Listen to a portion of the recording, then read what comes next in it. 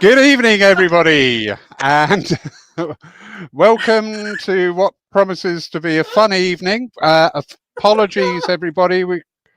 We've got a couple of technical gremlins going on, so we are having a few sound issues. But apart from that, great pleasure to welcome the lovely Micky Havelock to one of our evenings. Micky, good evening. Good evening. I did hear you. You did crack up. I did lose you for a little bit, but you are back. Right. I like the way I'm cracking up. It may not be your device, but anyway. I'm not going to blame my device. Couldn't possibly blame my device. That wouldn't be fair on my device. Well, of course. And me being chivalrous will accept the responsibility. Exactly. I know what a gentleman you are. I don't want to upset my phone. Come on now.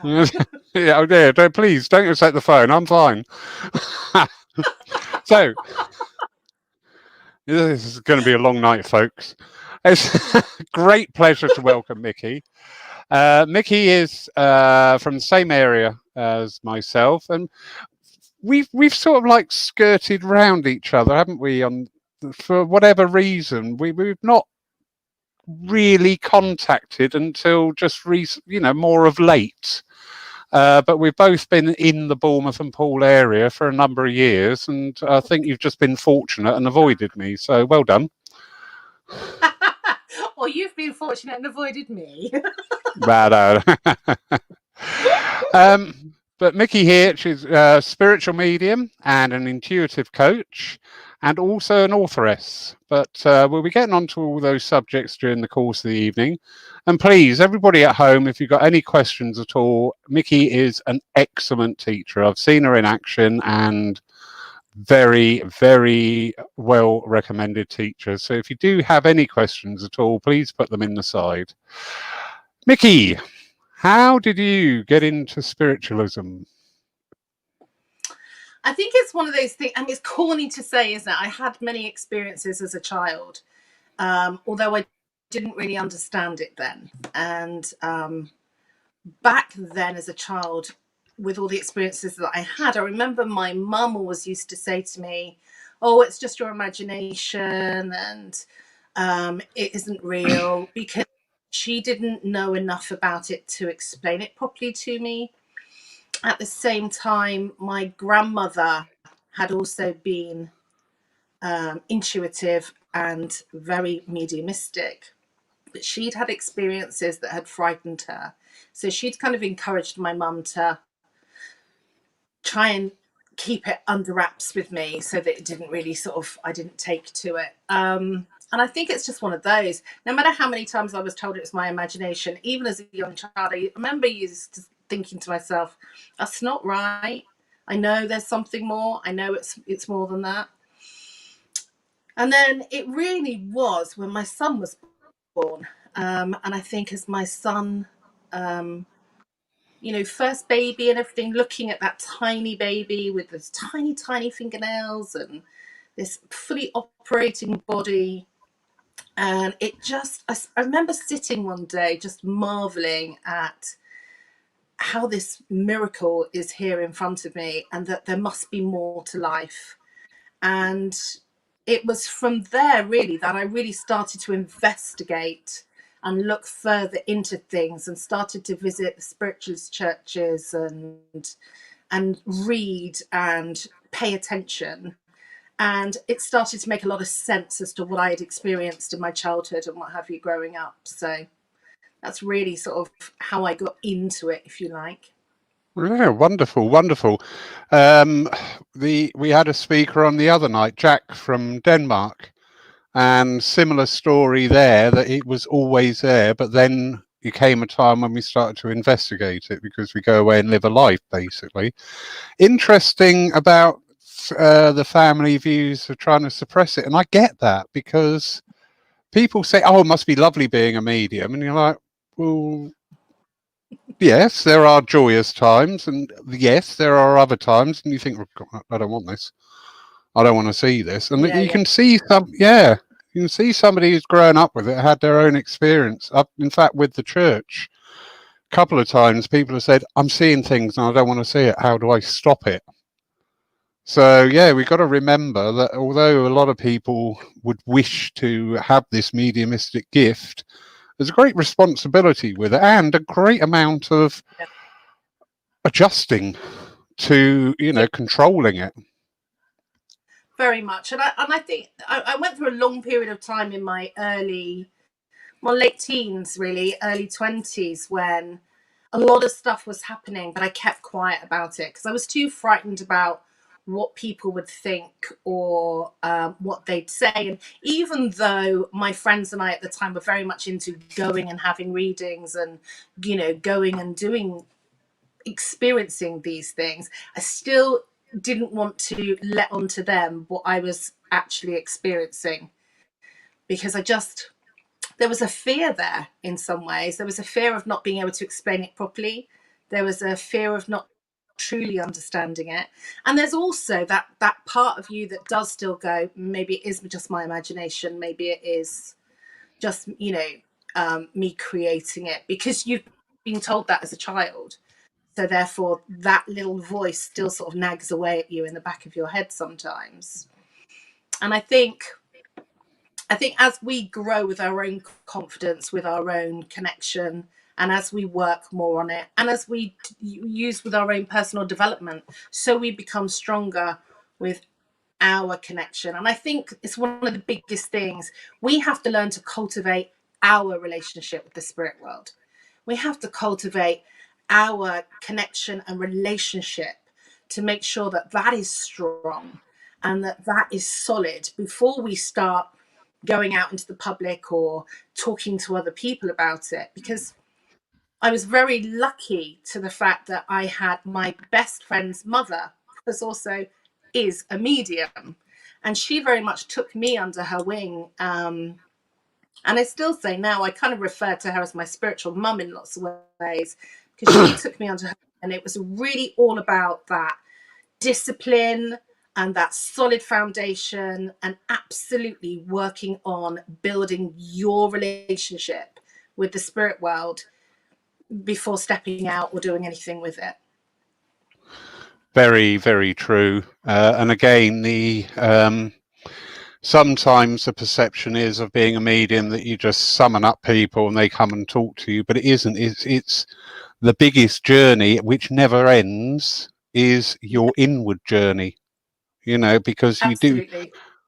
we have so much come through at times, and there's a lot of the stuff is not intimately personal, but it is personal for yourself. And there are very few people that you can connect with on that same level who will actually sort of like understand where you are and what's going on. Because if you just release it to the general public, people wouldn't get that sincerity and that personality there with it. No.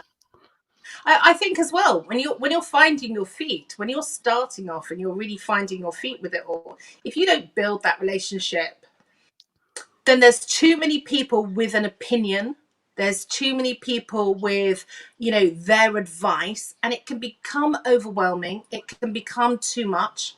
Then suddenly you're starting to question yourself everywhere, because the way you work isn't the same way as somebody else works. And because they do it this way, you must be wrong, or you can't be doing it right. And it can be too overwhelming if we listen to too many people. And believe me, there's always that person that wants to tell you that you're not doing it right and you're not doing it the way they do it, so therefore it's wrong. And it's like, we are all unique, and our relationships with the spirit world are as unique as we are all. And we all have our own personalities. My connection with you, my relationship with you, Lawrence, you have a relationship with lots of people, but every single one of them is different. Mm-hmm. So, Yep. and it's exactly the same way as our relationship with the spirit world. They are all as unique and as different as each other. And that's what we have to harness. We have to learn to grow that and learn to become comfortable with that, and strong within that, to create that foundation to be able to work from. Indeed. It's a very strong platform as a working medium you've got to build for yourself to not only contend with the peer pressure side of things, but also from the various congregations. Because I know in the UK we are meant to say this is for entertainment purposes. I refuse ever to say that. However, there is a percentage of people who will come in to give you their judgment of your performance, if you like. And you just sit there and go, really? Oh yeah, yeah. So, And I think some people can come into a congregation with their own expectation, very their true. expectations of what they want to hear and what they want to be told, and nothing else will do. And you know, we have to, again, it's that when we've built the strength of the solidness of our own foundation and built our own relationship with the spirit world, then all those opinions, they might shake us a little bit, but they'll never knock us off because the foundation is too solid. Very true. And also, you just get to that point where the fact that you are working for the spirit world, first and Yeah, foremost, because, absolutely. we will, as we continue on with our works in whichever fields, we will continually learn. So we can never say we know it all, but we know where we are and we're confident with where we are. And we know that the link coming in, if it's, we know that this side is of a very good level. How we interact sometimes with physical people is up to a lot of the time that physical person, and it can go a little bit awry. So you just go, okay, that's fine, absolutely fine. So, intuitive coach. There's a title. Could you go a little bit into that, please, my darling? So it's really about life coaching, and it's helping people to really make that personal development within themselves, to learn how to become their own observer, to be able to stand back emotionally from situations, to be able to look at what are your trigger points, what are your core beliefs, what is it that blocks you and stops you from moving forward in your life. And the reason why I put the word intuitive is because whenever I'm working with my clients and we're talking about issues that they're dealing with in life and problems that they have going on, or just the fact that they really want to achieve something, and as much as they keep trying, they just feel that they're constantly hitting a brick wall and stopping, or being stopped. And it's like nobody stops you but you, right? So it's like, what are the blocks going on within you? What is it that you hold on to that says you're not good enough to go ahead and achieve those things? And and the reason why I put intuitive is because I use my own intuition the whole time we're working together. So it's using that intuition to be able to know the right question to ask, to push them into discovering what is it that's holding them back, what is it within them that blocks them or stops them, or a self-belief that they've got on themselves without really realizing it. Because a lot of these things go on within your subconscious mind, and they play out in your conscious mind without you even realizing it. And they can self-sabotage, they can create the blocks, they can make you look in the other direction, instead of being able to achieve what it is you're trying to achieve. So, and again, like I say, it's using my intuition within that situation to be able to see where their blocks are coming in, and not just going, hey, your blocks are this, and this, and want them to discover it for themselves. So it's about intuitively asking the right questions to just gently push them down the right pathways so that they start to discover, because there's nothing more powerful than self-discovery. And there's nothing more powerful than discovering those things for yourself. Those aha moments coming from within you enables a lot for that block to sort of start to be released by itself. Whereas if I tell you this is what the issue is, and this is what you're doing, and this is what you need to do, there's still a part of you that will question that. So you need to confirm it from within and discover it yourself. Very, very true. Just this morning, I was saying about it's not the destination, it's the journey. That's where we learn, grow, and progress. How fascinating is that? That is absolutely wonderful. And again, with the It is. intuitives. Sorry. That's all right. No, carry on. I was just With saying, the it is fascinating. It's fascinating to work with people, and I find people fascinating, and I find it. It always excites me to watch people make their discoveries and then go and achieve things that they never thought was possible to begin with, and to kind of step forward and step into their own confidence and start to believe in themselves. Because for half the time, that's what holds people back, is their lack of self-belief, or believing that they're not worthy or they're not good enough. Yep, very true. With the works here, sometimes in the church, obviously, a big part of that is talking and communicating with people.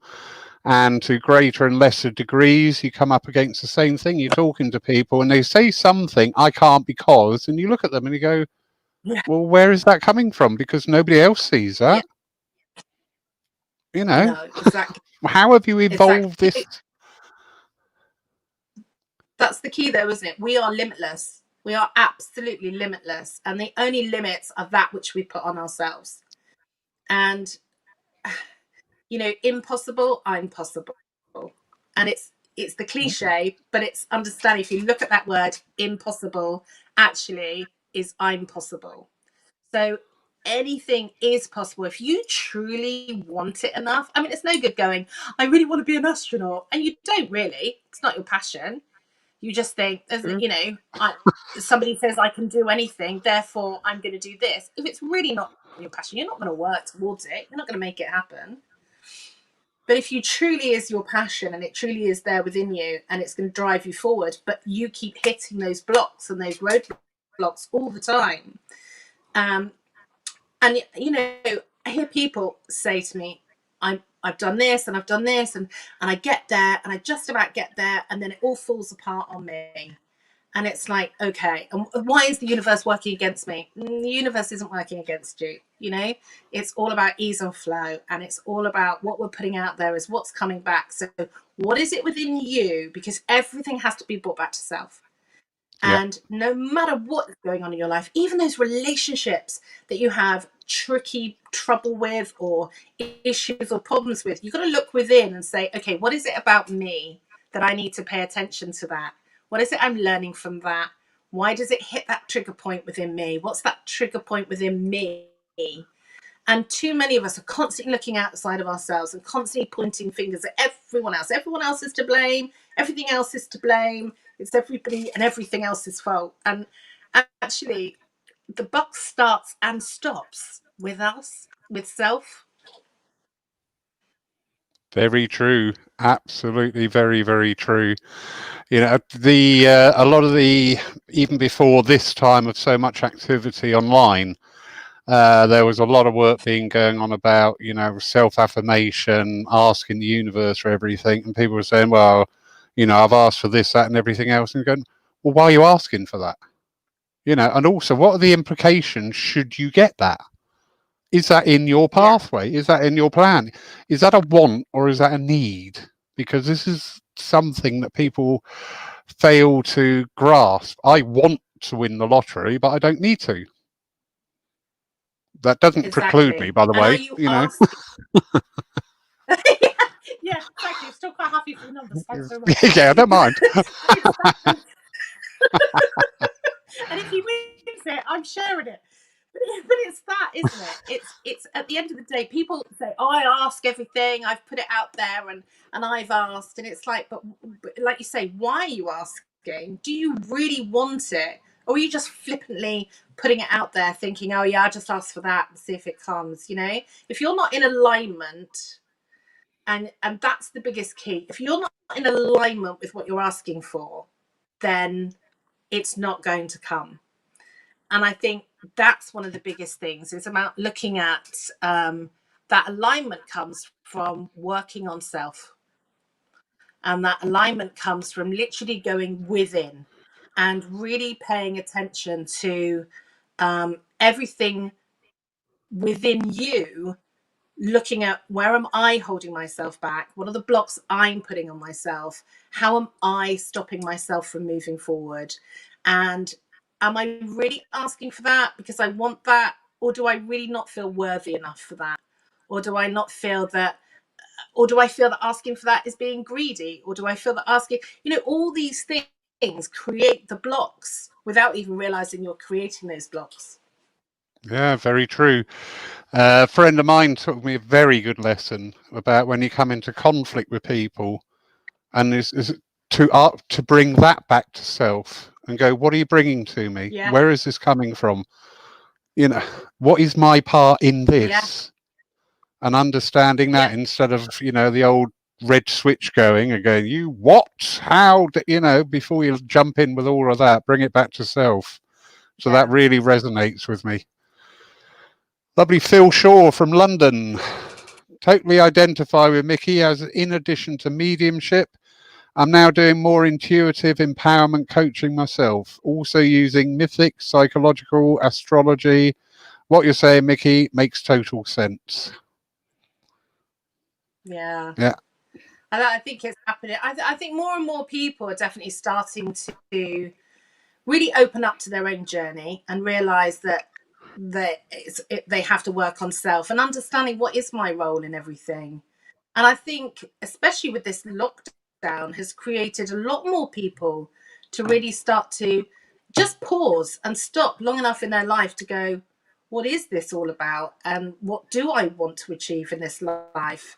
Because I think a lot of people get to a point where they're just bumbling along aimlessly from one day to the next, not really mindful about it, not really even being a part of the day. They've got up, they've had their breakfast, they've gone to work, they've done the thing they do all day long.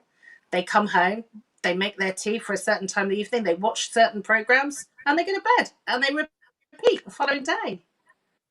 yeah, very true. There's so much going on at the moment, and so many schools of thought coming to the fore. One of the common statements you hear is, I want it all to go back to normal. And now we've had a break from what we perceived as normal. You look back at it and think, well, actually, all the hardship and everything, I'm fully aware of that, and please don't misunderstand my energy, Yeah. anybody. No, But our lifestyle pre this needed review. Our society needed a review. absolutely. Everything needed a review, and now we are doing that. Yeah, absolutely. And I think that's it, isn't it? And I do think that there are people out there that want things to go back to normal, as in what their normal was before, because that was their place of comfort. It was their place of feeling safe. It's what makes them happy. That's not to say that that's wrong. Nothing's wrong and nothing's right, True. because everything is from your perspective.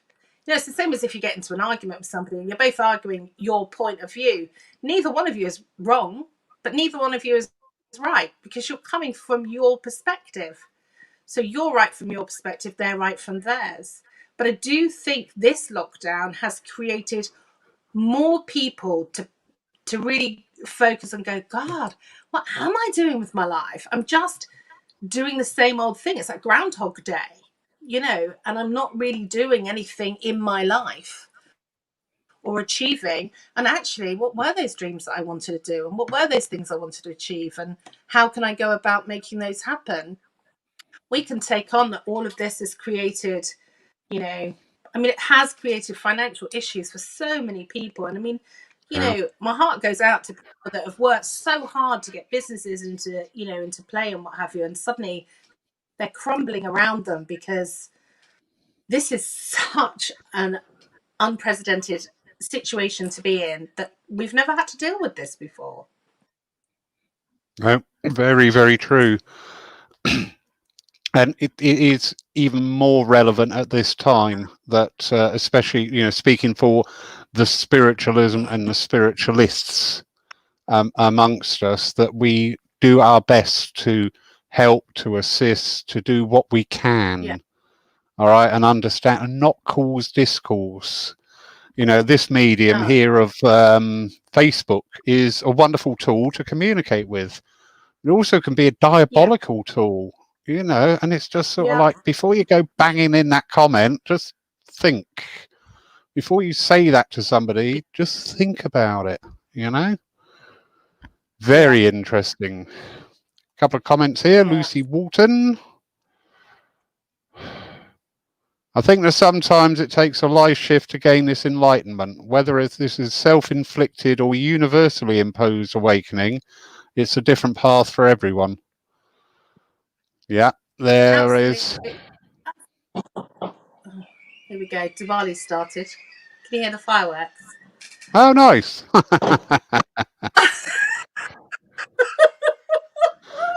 Whistles all around me.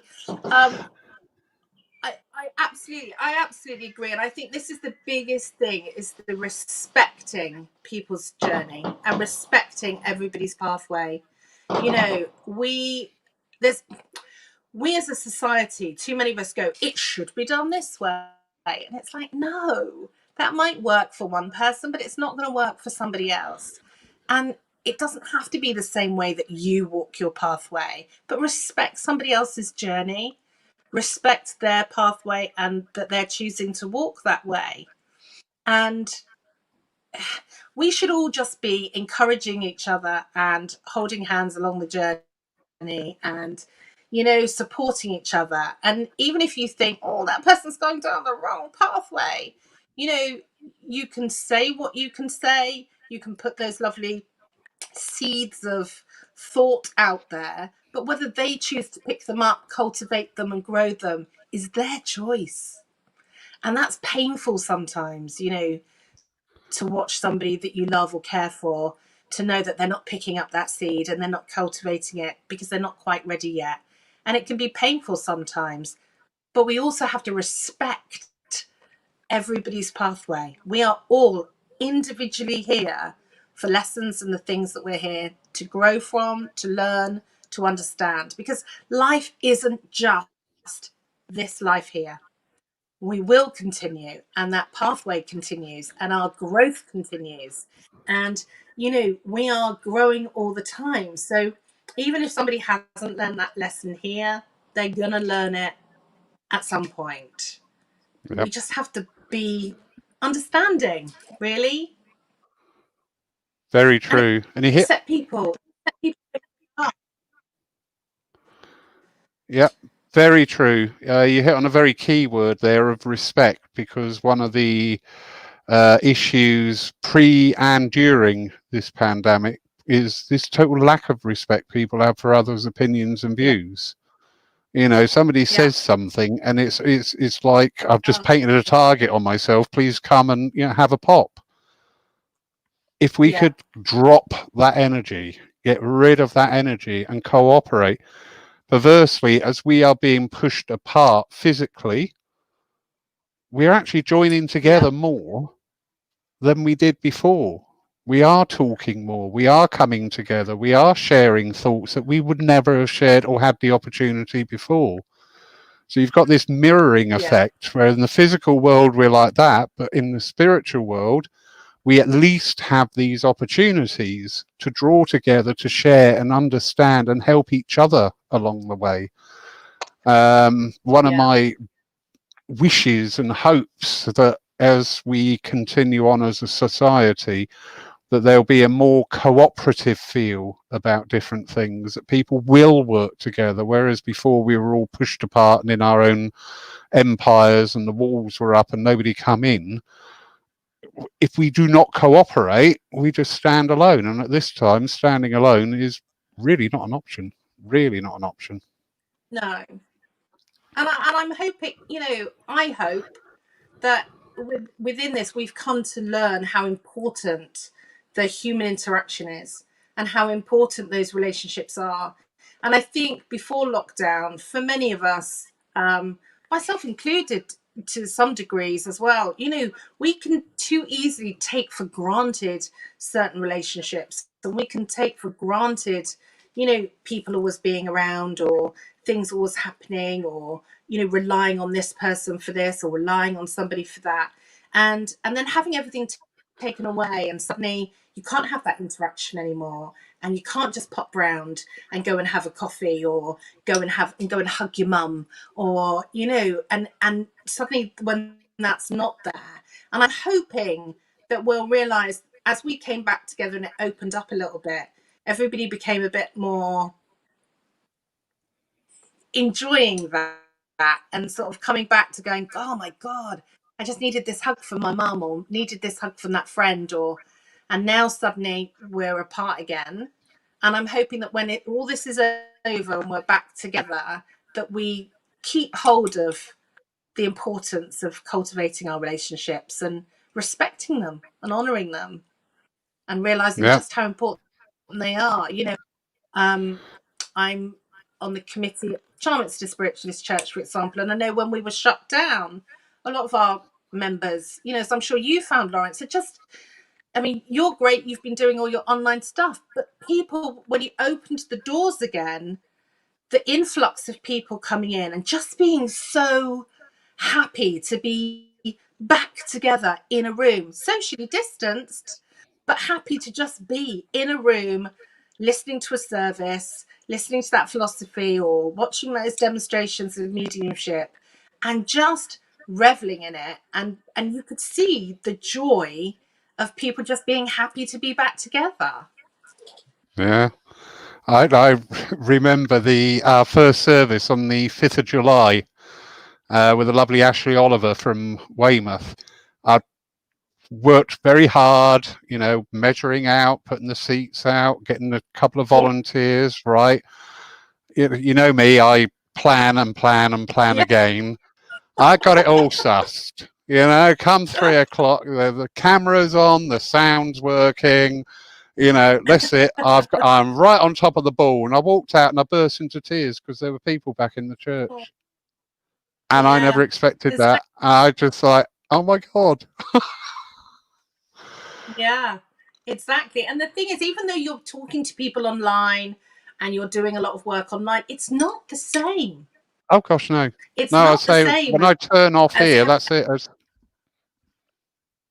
yeah, Sorry, yeah, yeah, it is. It's this time is wonderful, but yeah, in half an hour, I will flick a switch, and we're back here on our own again.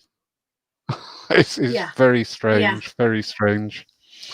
Anyway, amongst your yeah. other skills, your varied and many skills, you are also an authoress. Oh, this is bad. You're disappearing into the background. You bought your book out in the middle of lockdown, didn't you? Was it Uh, August time it it was got it, published? no, April the 11th. That's right. That's right. Um, Yeah. yeah, April the 11th. So literally it was only a few weeks, wasn't it? Because we sort of went into lockdown. Towards the end of March, wasn't it? That's right. Yeah. Yeah. So Yeah. right, just as we started on this new route, a new chapter in your life opened up. And your book, Dying to See You, for those of you who couldn't see that at home, I got a copy and I loved it because it was don't take this wrong, it was a very easy read. It was natural, it flowed. It was like having a conversation in print. Absolutely wonderful. For those of you watching at home who don't know about this book, Dying to See You, well, would you like to tell the background of that, Micky? Or Well, this is one of the reasons why I bought it out on April the 11th, because in April the 11th, 2004, I had a massive heart attack and died and had to be resuscitated. Thank God I was in A&E when the heart attack took place, when the actual flatline took place, otherwise I wouldn't be here. But everything happens for a reason, right? And um, my husband had died 4 years beforehand. He suffered with cancer and had his own battles with that and all the everything that comes with chemotherapy and how it rips through your body, unfortunately. And as I was lying on the bed, everyone kept telling me, the paramedics and everyone kept telling me it wasn't my heart. They weren't sure what was going on, so they'd taken me into hospital.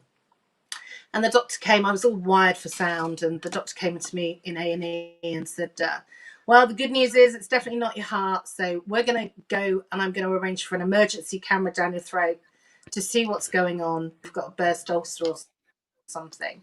And I remember saying to her at the time, I really don't care what you do. I just need this pain to stop.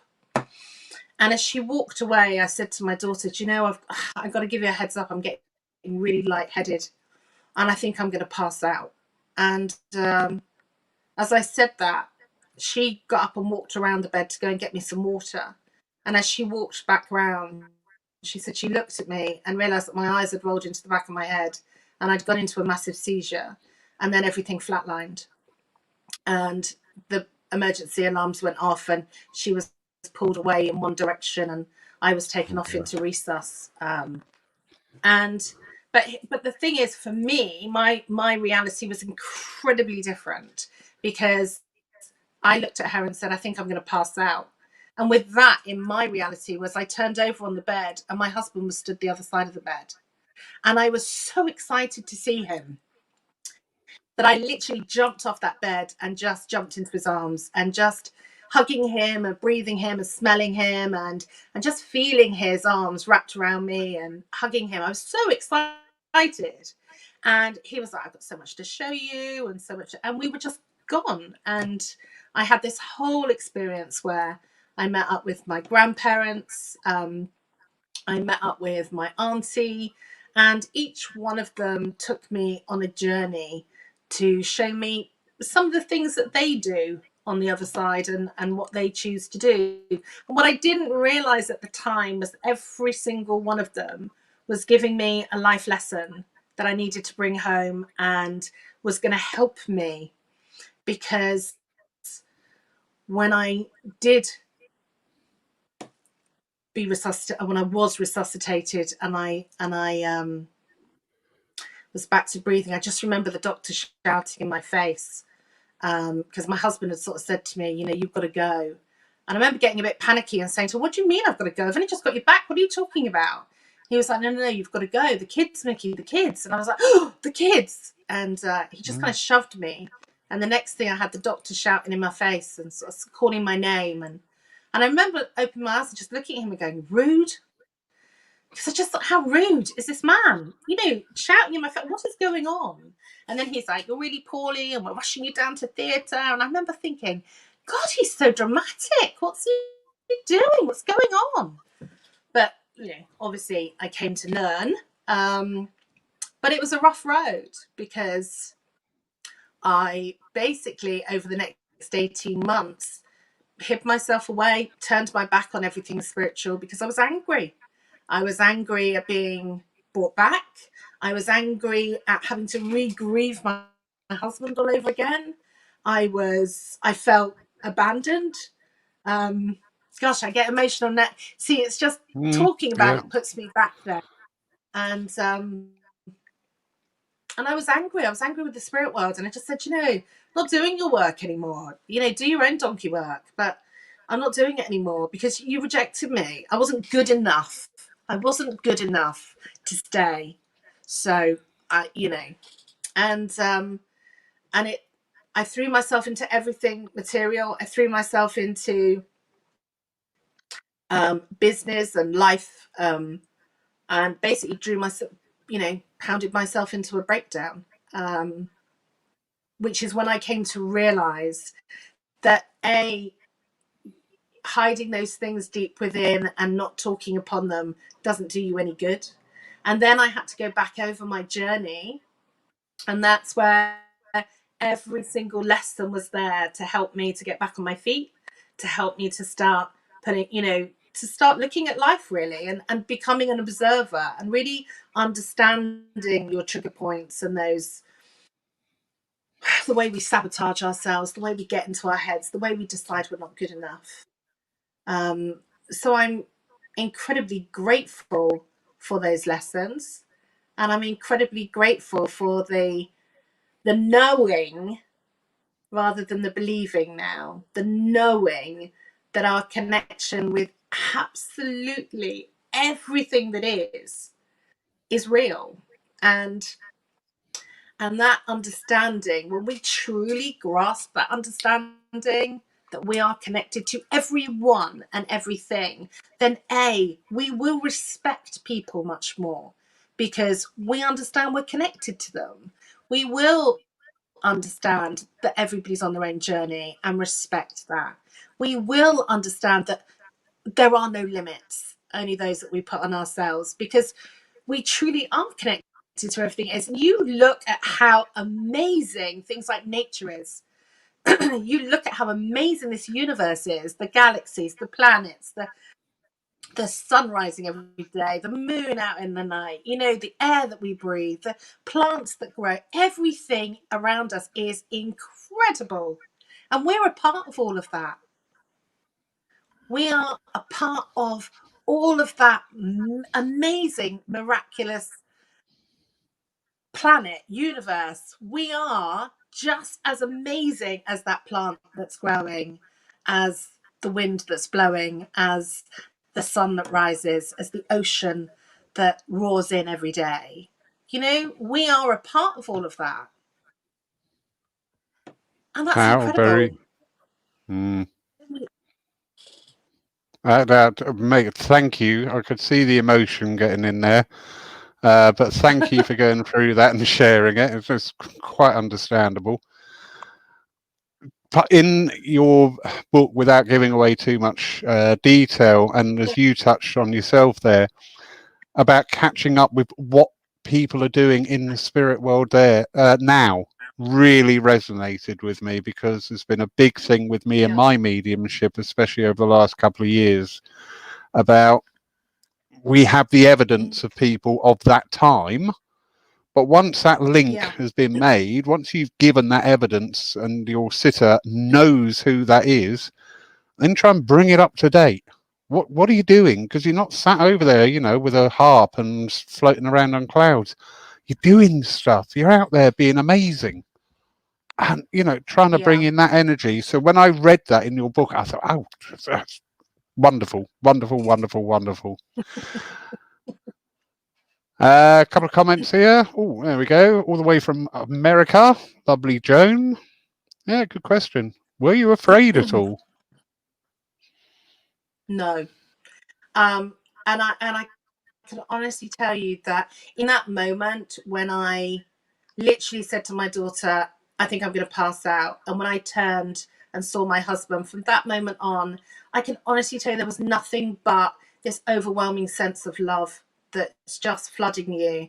And for anyone that knows me knows, I mean, as most mothers, your kids are everything. The thought of abandoning my kids absolutely pains me no end. But as literally just being consumed by that love, there was more of an understanding of, oh, okay, that's okay. I didn't really sort of think about them because we are still connected. Does that make sense? It's really Yeah. hard to explain sometimes in emotion. Um, so, was I afraid? No, absolutely. No, I can't say I was ever afraid. And even when I came back, I was never afraid. I was peed off. I was angry, disgruntled. Yeah. But at the same time, it's a battle within. It really, and I think that's the title of that chapter is the battle within, because as much as I'm feeling that, I'm also really grateful and excited to be back with my kids and my parents and my close friends and my loved ones. Of course I am, and it's a real confusing. It was a real confusing passage of time, I think, for me, and it was a battle within. How true. How true. I love that description from the spirit side about that connection. Something I was in one of my addresses just fairly recently, actually. I said, we have got all this going on in the world, but we know we've been coming to spiritualist churches and sitting in circles and reading for years to actually know and understand there is no death. And as I Yeah, said that, it actually clicked with me properly. It properly engaged me on a totally different level. And I said, and that removes fear. That simple yeah, truth removes fear. There is no death.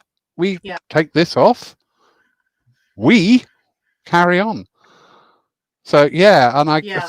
I get that from the physical side of life. There is no death, and obviously from the spirit side of life, there is no death. You know, look at us, we're here. How Yeah. Exactly. amazing! And I think a really important factor for me, because I've sat beside loved ones as they've passed away, you know, and for some it's not been a peaceful go to sleep, etc. Now, my daughter had to witness my body go into a complete seizure, and you know, my eyes rolled into the back of the head, and it was not a pleasant sight at all, and very distressing. But the biggest thing is to know that I was not aware of any of that. I had literally already stepped away. I'd already stepped to the side.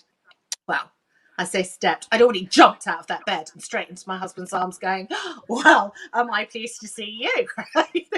So it's like none of that I was aware of. And I think that brought me a lot of comfort when I looked back on it, to realize that, you know, for some of the people that I've witnessed having a struggle as they pass, that they weren't aware of that and they weren't suffering in those moments. Their physical body was just going through a shutdown process. That's all. Yeah, I know I've witnessed the same as well. I've witnessed the. Excuse me, just one moment. I've witnessed the ones that have really struggled, and I've also Yeah. witnessed the ones with the pre-knowledge, and it's just been awesome that they just opened up. Yeah. It was like a flower opening up. It was an amazing energy, absolutely amazing. Yeah. As question here from Roy and Maggie. why is she masquerading Welcome. as Roy Brooks? What's she doing? It's Maggie here. That's it. How, I have no idea how long I was actually dead for, and I've been asked that a lot. And up until now, I've never wanted to go and find out. I Hmm. mean, I could easily find out, and I could easily ask for the medical records and to know exactly how long I was gone for. Um, all I can tell you is that I flatlined and was rushed off to resus. My daughter was in a waiting room and had actually doctors come out to tell her, "Your mum's heart has stopped. We are doing everything we can to get it started, but you need to call in all the relatives that you need to and get them here." And she had to make that call. She had to phone my parents, and she played it God. really cool with them. She told them, "Hey, I'm at the hospital, but I don't like being here by myself. Is there any chance you can come down?" And my mum was like, "Yeah, sure, okay." And when my mum and dad got there, 'cause she didn't want them rushing down and having an accident. So when they arrived at the hospital and said at the reception desk, they gave my daughter's name, in which they went, "No, we haven't got anyone here by there." But then looked at the surname and went, "Do you mean?" And my mum was like, "Yes, that's my daughter." And she went, "Okay, I'll come around and get you." And she said it was in that moment that she knew. Hmm. And she said when they came round and let them in, she said as she started walking them towards resus and the family waiting room, she said at that moment, she goes, "I knew something was really wrong." And yeah, so they walked into the room and got told the same thing. So I don't know Yeah. is the honest answer to that, you know. And I actually admire the way you don't know, and it's not a worry. You know, why dwell on these little things when you've got such an amazing experience? You know, it puts Yeah, things very much into a perspective. I know. Yeah.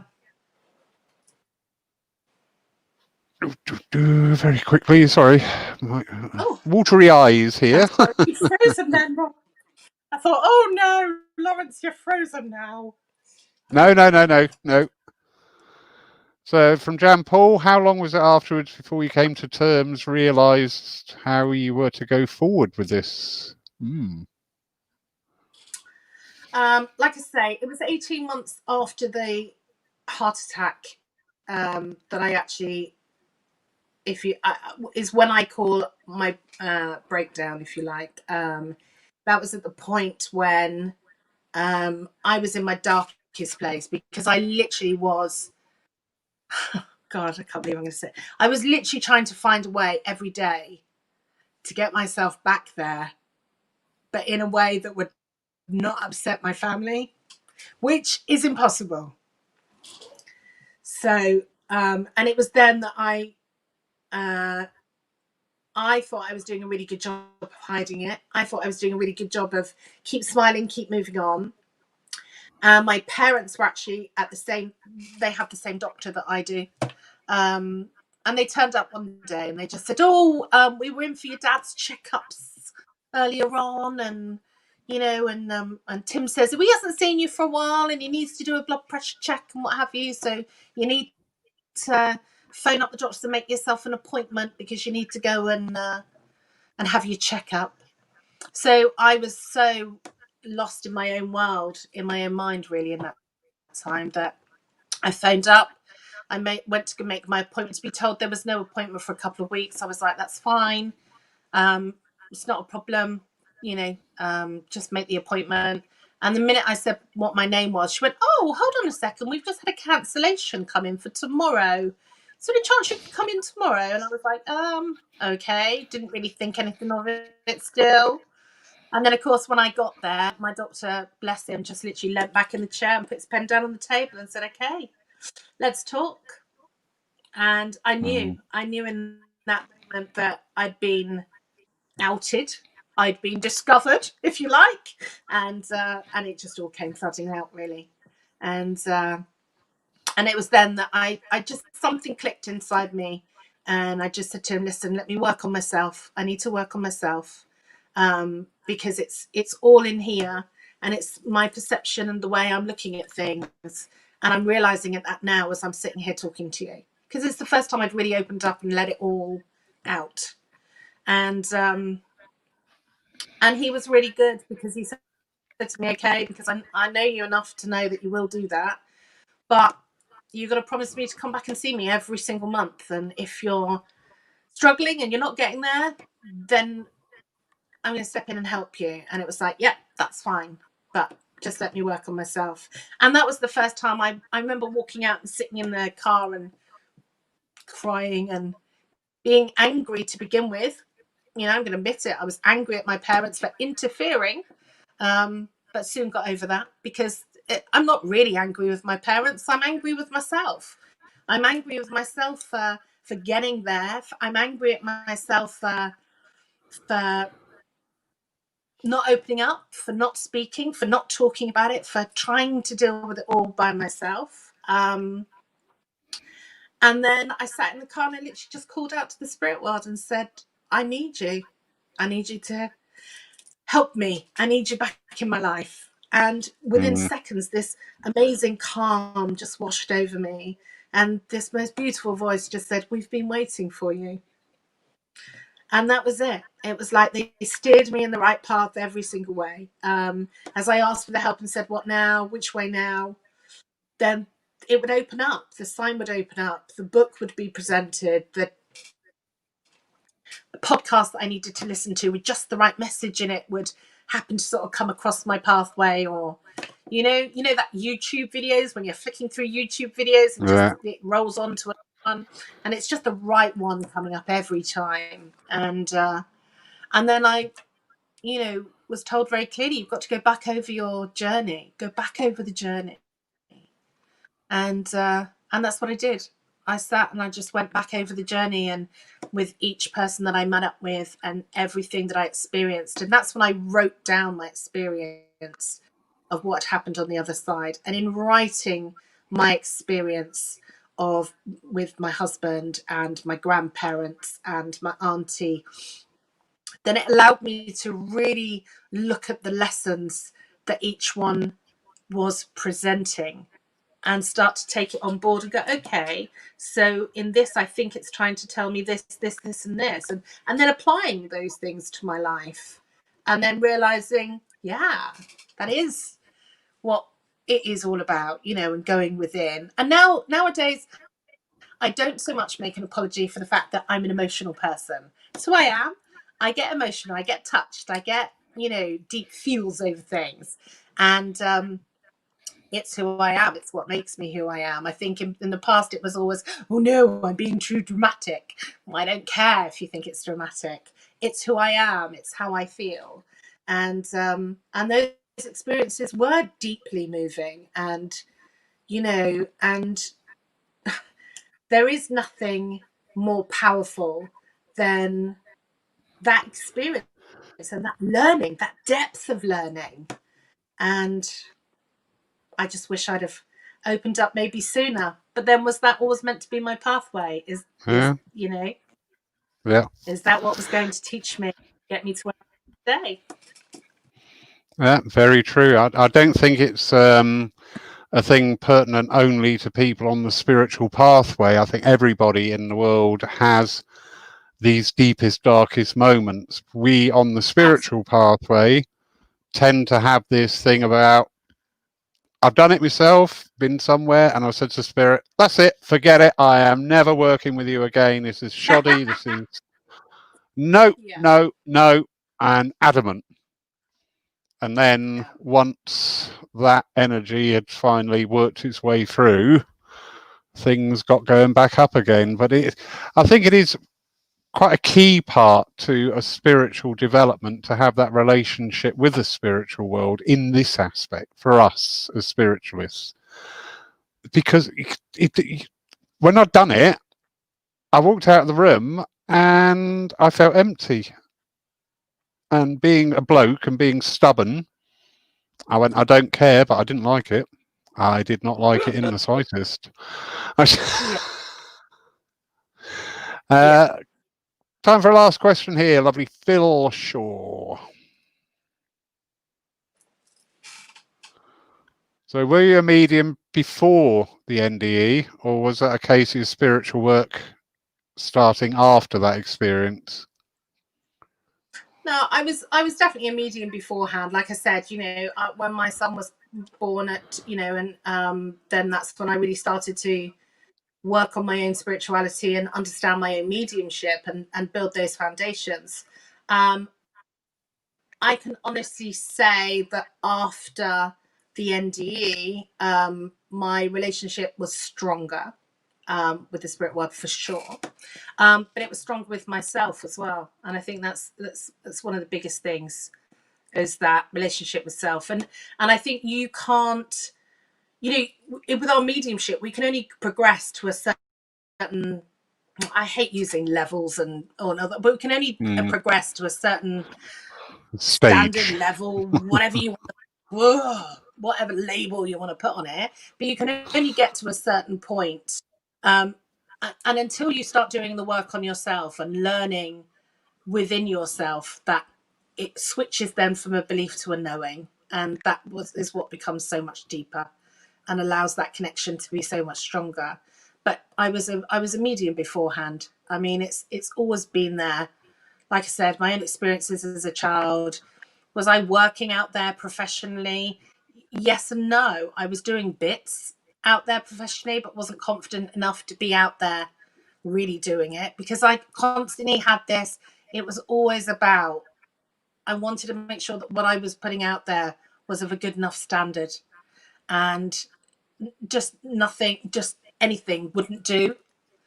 Um, it's important to me that when we are going to be the voice of the spirit world, that we do it to the best, absolute best of our ability, because we are their voice. And every time I open up to make a connection, that's who I'm working for. These are who I'm working for. That connection, that communicator is who I'm working with. And it's our relationship and the information that they're giving me and what they want to say, not what somebody wants to hear, not what somebody says as a medium, you must do this and you must give, a totally description of from top to bottom, how tall are they? What color are their eyes? What color their.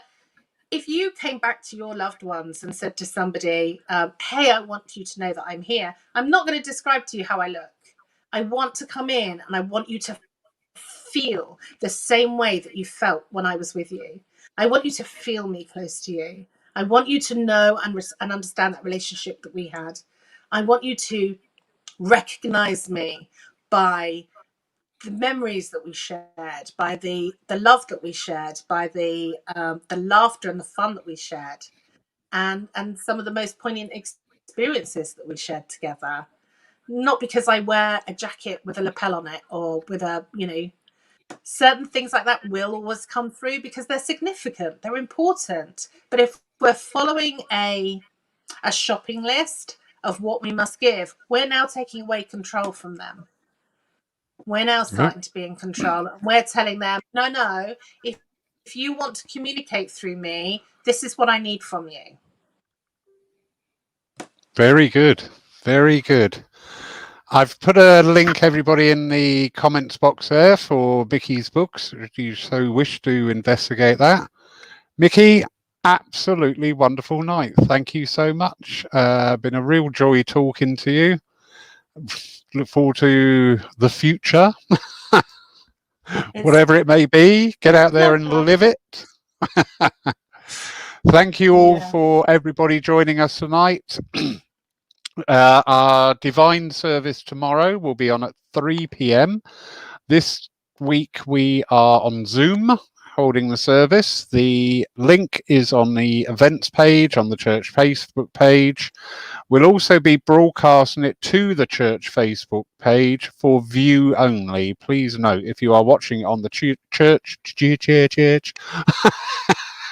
if you're watching it on the church Facebook page tomorrow, you will only be able to view the meeting. You will not be able to partake. Oh, I think I've got arkwright coming through. Anyway, just look at the Facebook page, everybody. It's all on there. Micky, darling, absolutely wonderful. Thank you. Really open up your heart there to everybody. Absolutely bless you, darling. That was wonderful. It was lovely to chat with you, Lawrence, as always. So, without stammering yet again, I will say good night to everybody. I look forward to seeing you all tomorrow. Thank you for joining us tonight, and thank you for those people who will be watching these broadcasts at a later date. I hope they bring you pleasure and some understanding.